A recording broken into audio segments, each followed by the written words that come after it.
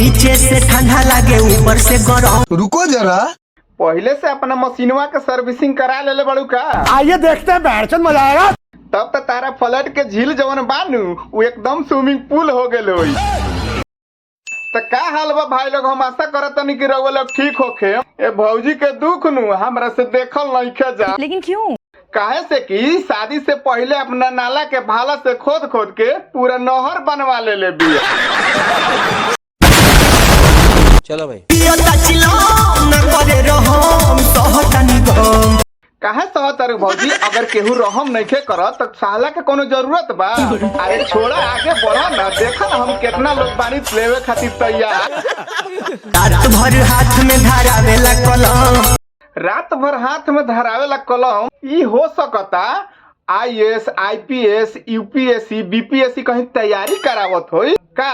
अगर ई रउआ लोग सोचता तो बिल्कुल गलत सोचता नहीं। रात में कोनो कलम धरा के कोनो परीक्षा के तैयारी ना, उ कुछ और कलम धरावता, कुछ और चीज के तैयारी करावता। अब रउआ लोग बताई तो कि क्या चीज के तैयारी करावता। हम तो बता देनी, अब रउआ लोग बताई। नीचे से ठंडा लगे।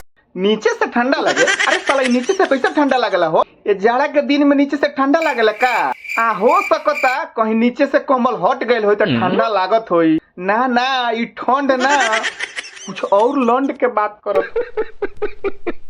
नीचे से ठंडा लगे ऊपर से गरम। हाँ भौजी, ये बात तो तू एकदम सही कहलू है कि ऊपर से गरम। अच्छा बात नहीं। अब केहू बतावा कि कंबल में ऊपर से चढ़ी तो गरम लगबे न करी। ए हो जाड़ा में बिगड़ गइल हमरो कलम। ए हो जाड़ा में बिगड़ गइल हमरो कलम। अरे भौजी, अपने बलम के छोड़, तहार वीडियो देख के साला हम बिगड़ गइल बानी।